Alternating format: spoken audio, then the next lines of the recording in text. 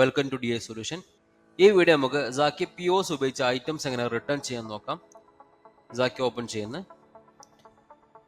നമുക്ക് return and exchange എന്നുള്ള കാണാം. അത് സെലക്ട് ചെയ്ത് കഴിഞ്ഞാൽ ക്രിയേറ്റ് റിട്ടേൺ, ആ ഇൻവോയ്സ് നമ്പർ ടൈപ്പ് ചെയ്യുന്നു. ആ ഇൻവോയ്സിൽ ഐറ്റംസ് ലിസ്റ്റ് ചെയ്യുന്നുണ്ട്. ഐറ്റംസ് സെലക്ട് ചെയ്ത് ആഡ് ടു കാർട്ട്. അപ്പോൾ 3 രീതിയിൽ റിട്ടേൺ ചെയ്യാൻ പറ്റുന്നുണ്ട്. ഒന്ന് റീഫണ്ട് വരുന്നുണ്ട്, കസ്റ്റമർ ക്രെഡിറ്റ് വരുന്നുണ്ട്, എക്സ്ചേഞ്ച് വരുന്നുണ്ട്. ഫസ്റ്റ് റീഫണ്ട് നോക്കാം. റീഫണ്ട് കൊടുക്കുന്നു. പേയ്മെൻറ്റ് മോഡ് സെലക്ട് ചെയ്യുന്നത്, റീഫണ്ട് കൊടുക്കുന്നു. അപ്പോൾ ആ ഒരു റീഫണ്ട് കംപ്ലീറ്റ് ആയിട്ടുണ്ട്. നമുക്ക് അടുത്തൊരു ഐറ്റം നോക്കാം.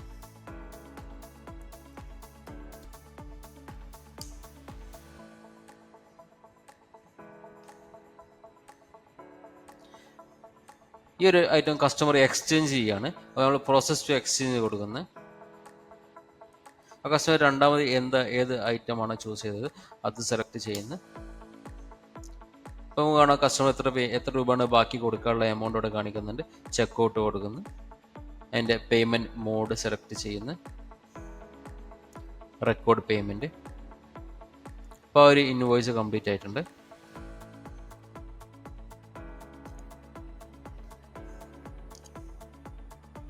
അടുത്ത ഒരു കസ്റ്റമർക്ക് എങ്ങനെ ക്രെഡിറ്റ് അപ്ലൈ ചെയ്യാൻ നോക്കാം. ഇൻവോയ്സ് നമ്പർ, ഐറ്റം ചൂസ് ചെയ്യുന്നു, ആഡ് ടു കാർട്ട്. ഇപ്പോൾ ഈ 1500 എന്നുള്ളത് റാം എന്ന കസ്റ്റമർ ക്രെഡിറ്റ് അപ്ലൈ ചെയ്യാൻ പോകുന്നത്. സേവാസ് ക്രെഡിറ്റ് കൊടുക്കുന്നത്. ഇപ്പോൾ ഒരു കസ്റ്റമർക്ക് എമൗണ്ട് ക്രെഡിറ്റ് ആയിട്ട് അപ്ലൈ ആയിട്ടുണ്ട്. ഇനിയിപ്പോൾ ഒരു കസ്റ്റമർക്ക് നമ്മൾ ഈ ഒരു ക്രെഡിറ്റ് എമൗണ്ട് ഇൻവോയ്സിൽ അപ്ലൈ ചെയ്യണമെന്നുണ്ടെങ്കിൽ ഒരു പുതിയ ഇൻവോയ്സ് ക്രിയേറ്റ് ചെയ്യുന്ന കസ്റ്റമറെ ചൂസ് ചെയ്യുന്നു.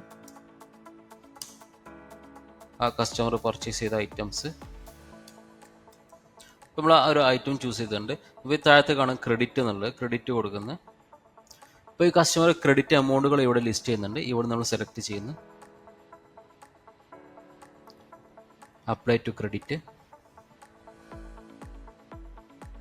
നമ്മൾ ഈ ഒരു കസ്റ്റമർ ഇത് 3 ക്രെഡിറ്റ് നോട്ടിൽ നിന്നായിട്ട് നമ്മൾ സ്പ്ലിറ്റ് ചെയ്തിട്ട് എമൗണ്ട് എടുത്തിട്ടുണ്ട്. ഓക്കെ, അതാണ് ഈ 3 എമൗണ്ട് കാണിക്കുന്നത്. ഓക്കെ, ഇങ്ങനെയാണ് സാക്കിയിൽ ഐറ്റംസ് റിട്ടേൺ ചെയ്യുന്നത്. Okay, thank you.